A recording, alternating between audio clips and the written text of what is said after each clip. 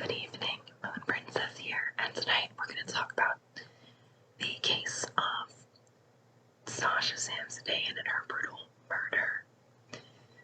So, 27-year-old fun-loving Sasha Samsudean was a person who loved to have fun, go out.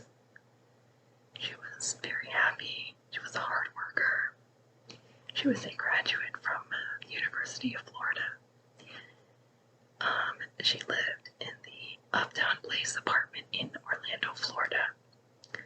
She managed social media content for a realtor company, and she was supportive of various charitable organizations as well. The morning after she was last seen, friends say she missed brunch and a baby shower for the day after her attack, prompting her friends to show up at her apartment to see if she was okay. Her friend Anthony being one of those individuals. October 16th, 2015, Sasha and friends had been watching soccer and celebrated their team winning. Sasha and her friend Anthony Roper were at Attic Bar on 68 East Vine Street in downtown Orlando. This is when Anthony Roper says that they split up at around 12:30, but he thought they might meet up later in the night, and they had brunch plans for the following afternoon. So for October 17th, 2015, at first Anthony just assumed she was sleeping off a hangover, but when he nor anyone else had heard from her, so by 8 p.m., they grew very concerned. She was not answering their calls, not responding to their text messages, and her social media was deadly silent. Several of her friends found their way to her apartment. They knew she was supposed to go to a baby shower, but they saw her car was still in the parking garage, and the baby shower gift was sitting in her car. They called police, and police came to perform a welfare check. It was in her Uptown Place apartment, room 345, that she was found, rolled up in her own comforter in her bedroom, dead. She had endured a violent beating, rape, and had been strangled to death, as noted by strangulation marks around her neck. Her blouse and bra had been ripped open. Defensive wounds were observed on her body. It was noted that her underwear and pants were gone. She had a larynx fracture and significant bruising around her chest. Authorities noted no forced entry and thought it likely the killer was someone she knew. They were unable to locate her purse, phone, or keys, though I believe she may have left them at the bar. The killer tried to clean up with bleach following her murder, pouring it on her skin to get rid of DNA evidence, though he didn't do a good job. And there were discolorations on bedding indicating that he also poured bleach on the bedding, making the same attempt. The toilet seat in her bathroom was left up, and police found fingerprints on it as well as fingerprints on her nightstand. They found a condom wrapper and size 9 shoe prints. DNA was found on her chest. Over October 16th to October 17th, the last moments of Sasha's life, while partying, Sasha gets pretty tossed. Juliet and Haley were the last two women she was seen with outside of her apartment that night. They shared that she was drunk and stumbling. She was about to get into a car with a bunch of men, and they found it a little bit suspicious and they were concerned for her, so they approached her and, no phone, no purse, and clearly not capable of getting herself home. The women had been preparing to take their own Uber, so they invited her to join them. The women left her as soon as she entered her building of Upton Place. The two women noted that even though the security guard recognized Sasha as a resident in the building, he refused her entry. She eventually had to sneak in behind another resident. According to Haley Mesmore, I recall him saying something to the extent that if he remembered correctly, this was not the first time he had seen her around. Would not let her in because she did not have proper identification. According to Goff, and after Sasha snuck in, he stayed with them for a moment, the two ladies, where the two, trying to be polite, thanked him for literally doing nothing. One of the girls, Goff, shared that Sasha kissed the Uber driver on the cheek, and this was used in court to try to paint Sasha as a loose woman. So now we're going to talk about the 33-year-old Stephen Duxbury, the security guard. So, former U.S. Air Force veteran and married man. He had been there 5 months as a security guard at Uptown Place. Stephen stated that she arrived at the door entrance of her apartment building at 1:45 a.m. with several women and without her key. The females with her were concerned for her safety. Resident of the building entered and she slipped in behind him, so the women figured she was okay. Stephen told police he was concerned to have her walking around drunk and observed her at her apartment trying to let herself in using her code. That she had asked him to walk with her to her car to see if her key fob might be in it, but then she decided to try for the door code again, and the security guard left her to do his rounds of the building, planning to come back and check if she was okay. Next he returned, she was gone. He assumed she got in. Later that morning, she walks by with a man he does not recognize. Again, this is all according to Stephen. Hasn't been fact-checked yet at this point in the story. Some people police interviewed regarding her case. Taylor Unsinger, former boyfriend, they're still friends and they talked regularly, and he hoped to get back in a relationship with her one day. So he's not a suspect and not a match to the killer's DNA. He helped the police gain access to her iPad, which allowed them access to her text messages. So Sasha texted with her friend Ben at 5:12 a.m. It was the last message she sent, and it was to him. Ben Roebuck got in contact with police, shared that they had dated in college, but were good friends ever since, last seeing her at a bar on Thursday night. And he ends up being eliminated as a suspect. So now one of Sasha's neighbors, Clayton Becerra, told police he was doing laundry while Stephen, the security guard, was following her in the hallway, which was definitely a different story in comparison to what Stephen claims he was doing, and he claims that he had been helping her. This prompted police to revisit more of the security footage. So Upton security footage. She enters 1:46 a.m. Unknown male appearing behind her in the footage, asking her if she is okay.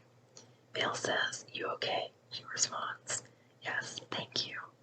She leaves the view of the camera. Then by 1:48 a.m. Stephen can be seen on the camera. She is stumbling up another flight of stairs at 2:06 a.m. picked up on another surveillance camera. She's running upstairs to escape Stephen. She thinks he's going to remove her from the premises. She's out of view and shortly he is seen following her on the stairs. 2:25 a.m. walking with Stephen to parking garage, seeming to talk friendly as they walk. 2:27 a.m. take third flight of stairs to a garage. They are seen again when Sasha seems to remember the code. So she decides to head back to her apartment without looking at her car. footage of her. No mystery man. Stephen going to the third floor parking garage via footage and leaving around 5 a.m. Actually, 5:14 a.m. We see Stephen on the second floor garage cam at 6:36 a.m. carrying white trash bags. Leaves again, leaving at 6:40 a.m. with his crossbody bag and various belongings with him. It was supposed to end at 6 a.m., which is when he told officers it was finished. Though that conflicts with CCTV footage. Between 5:14 a.m. and 6:36 a.m., Stephen could not be found on any security cameras or footage, nor did he swipe his keycard during this time. So, of course, a polygraph was conducted, during which Stephen admits to being previously arrested, claiming it to be a misunderstanding, of course, accusing a girl of falsely accusing him of assault, depicting himself as a hero for pleading guilty to protect her reputation, which just sounds ridiculous if you say it out loud. This went down when he lived on a farm in Lewis, Massachusetts. Lived on a farm in Lewis, Massachusetts. She went with him while he went to move the dogs to the barn one evening. This is according to Stephen. That they did this in pitch dark.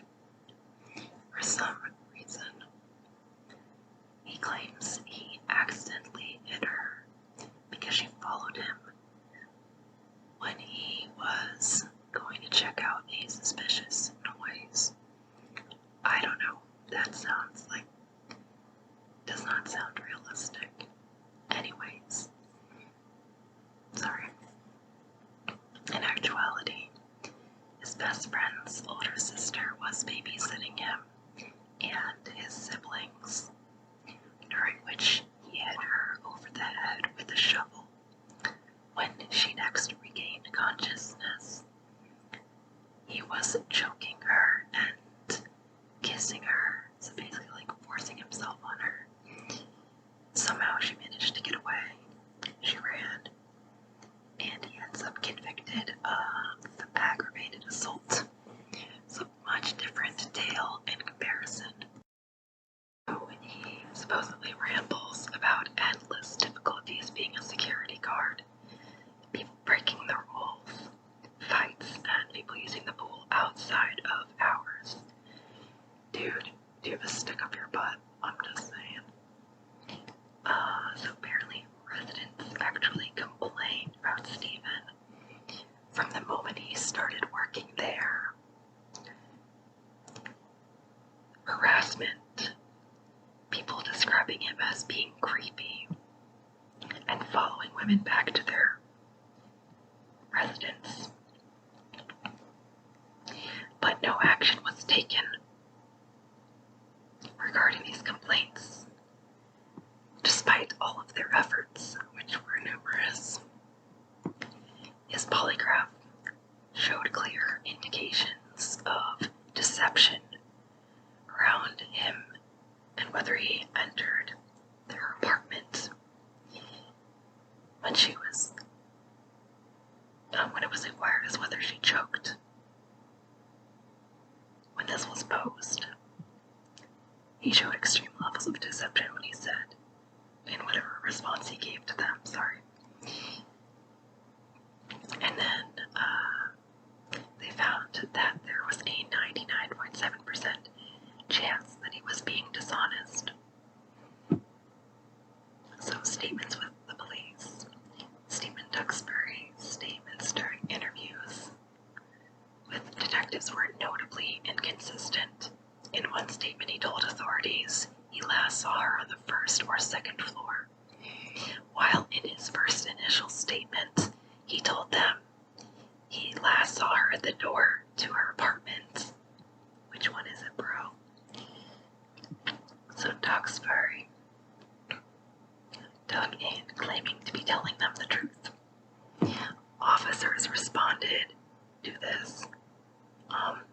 said, "You are saying that, but there are so many discrepancies in your statement that even on day one didn't make sense to us," according to detectives. Interview tells the authorities he was doing cleaners a favor throwing out those trash bags, even though that is never part of the security guard's duties. Sorry. And I think they actually said that he threw them in his car, not the trash, which is equally sus. He had scratch marks up and down both of his arms and possibly a bite mark. He tried to brush them off as part of some nervous condition that he did them to himself. Honey, nobody does that to themselves. They look like defense wounds, because that's what they are. Or defensive wounds. I always mix those up. I know. Bad thing to mix up. So thumbprints from the toilet were consistent with Stephen's thumbprint. And the trash bags he was shown throwing away are bags matching the kind that Sasha had been using in her home. The DNA on Sasha's chest matched Stephen's DNA. So they found also that at 4:56, 5 a.m., he had searched how to override a digital log. This was in his cell phone history. But authorities believe he managed to override the security code and enter the apartment at approximately 5:13 a.m. According to some sources, he had access to a 2013 article written by Kim Setter explaining how Kwikset locks could be broken into. These locks have since been remodeled, and the company admits no fault in her death. After breaking in, he sexually assaulted her and beat her savagely in her own bed before suffocating her to death. Choking her to death. Her family blames Vital Security, who hired Stephen, for his being employed, despite his record. There were concerns with Kwikset locks making people more vulnerable, though some believe the lock Sasha had specifically was faulty, though this was never proved to my knowledge. According to news sources Sesh 2, Sasha Samsudean's parents filed a lawsuit against the Uptown Place Condominium Association management company, a security company that hired Duxbury and the deadbolt manufacturer, that they bear responsibility for her death. The Uptown Place Condo Association and their management group are accused of using available cameras to provide tenants a facade of safety, but neglected to provide surveillance cameras in key areas, which enabled Duxbury to break into her apartment without detection. And this is completely true. This is according to an article from 2017. As alluded to before, Condo Association and Management Group failed to follow up on complaints made by residents referring to the security guard as sketchy, claiming he was harassing them. The security company that hired him for the building gave him a late-night proposition with no oversight or supervision, despite a violent criminal history and clear mental health concerns. Though it is not clear to me whether the company was aware of his charges or not, but you would imagine that they would be. The security of the locks comes into question given how easily Duxbury was able to break into Sasha's apartment. I mean, how quickly he was able to do it as well. That's just scary to think about. Also wanted to mention, I noticed some articles stating people had considered living in these condos and did a Google search, found the article, though nothing about the incident is listed on the condo's website, and referred to this as a lack of transparency on the part of the condo. So basically they found articles about her murder happening in the building that they were applying to, and were pretty upset that the condo did not have it listed anywhere, and were trying to, act like it didn't happen, basically, is how they look at it. That is up to you to interpret how you would like. I just thought that was interesting. So his arrest, November 2015, he's charged with first-degree murder, sexual battery, and burglary, described as a crime of opportunity by a man who should have been working in the protective services of the residents of Uptown Place Apartments. Samsudean's death was caused by strangulation. Dr. Gary Stoll, the jury, said that he had never seen an internal neck fracture as severe as what Samsudean suffered. The 27-year-old had bruising to her chest from several blows, and her body smelled of cleaning solutions. This was in his testimony. Her extensive head injuries, as well as significant injuries to her hips and arms, and DNA evidence on her chest was emphasized in court. The jury was also shown pictures from the crime scene. Samsudean's family was in court, but they were not shown the photos. One part they said this is a necklace that was actually not around her neck, that was tangled in her hair, and it was also broken. But you can also see her blouse, which had been torn, but it was still on her arms. He said this while holding a photo of her.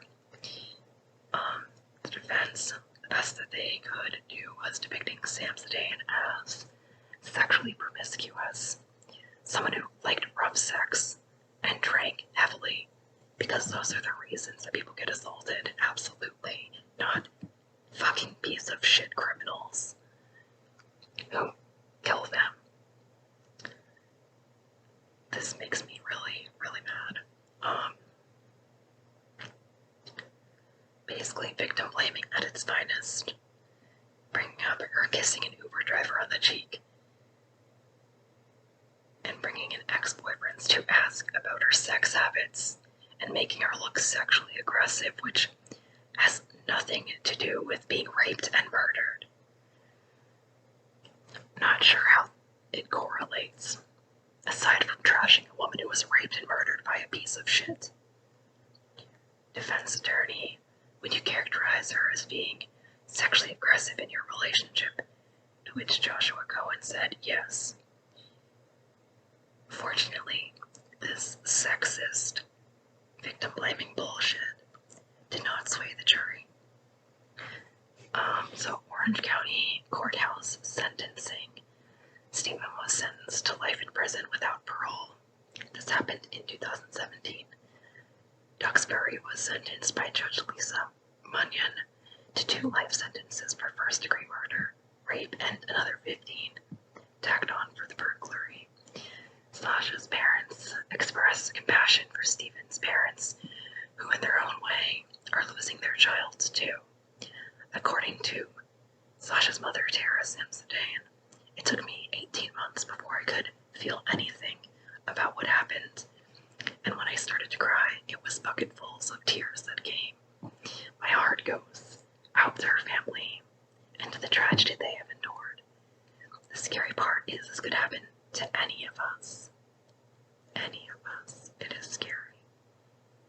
And her murder, reading about it, really touched my heart, and I felt like it was really important to cover this case, and I will keep her in my heart, because she didn't deserve this. Not that anyone deserves it, but for some reason it really hit me. Maybe part of it is the victim blaming and the manner of her death, and the fact that she was supposed to be safe, and she wasn't, because the people that she trusted, who owned her building, did not ensure her safety. It's just not okay. Anyways, I'm going to go ahead and get back to the statements from her parents and family. Her mother, Tara, a former emergency room nurse, said she had to leave her job after her daughter's death because she had trouble treating rape victims after that. again, her father would never walk her down the aisle. Every wedding I attend, I know we would never have that with my daughter. I just can't even imagine the heartbreak her mom has gone through. She ripped into the defense team for its portrayal of her daughter as a party girl. It doesn't matter if you party, that does not excuse crimes. It doesn't excuse these crimes. And tarnishing her name serves no real purpose. It's just, that was the only defense they had, was to attack the victim. So, another quote from the parents. We were beat up when we found out by what happened, and we were beat up again in this courtroom by the defense. This is her mother speaking. I don't think that was equal justice, what you did, putting my daughter through, running her through the mud. I don't think so either. So, her father said, Ken Samsudean said, Sasha will live on through memories, and thanked the Orlando police detectives who did not leave any stones unturned in order to find her killer. He said, that's my baby. Speaking to the judge. Also, her brother, Kenny, had some things to say as well, which I will get to in a moment. Sasha's parents now contribute to an Orange County Victims Advocate program, assisting other families who are processing their grief.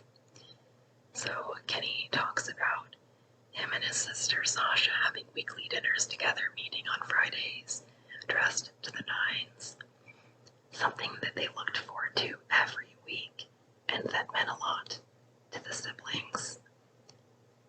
Her brother has dealt with his grief in his own way, hiking the Appalachian Trail wearing a red necktie on his backpack in memory of Sasha, whose favorite color was red. So, I hope that you found this case informative, and I hope that her memory goes on and she's remembered and loved for the beautiful soul that she was, a soul who in no way deserved this horrible end to her life. And I hope that it also serves, that her death also serves as a reminder of the importance to protect people, to keep them safe in their own homes and secure. So, thank you so much for watching. Please like and subscribe if you found this case interesting and would like more similar content. Thank you so much for watching. Good night, sweet dreams.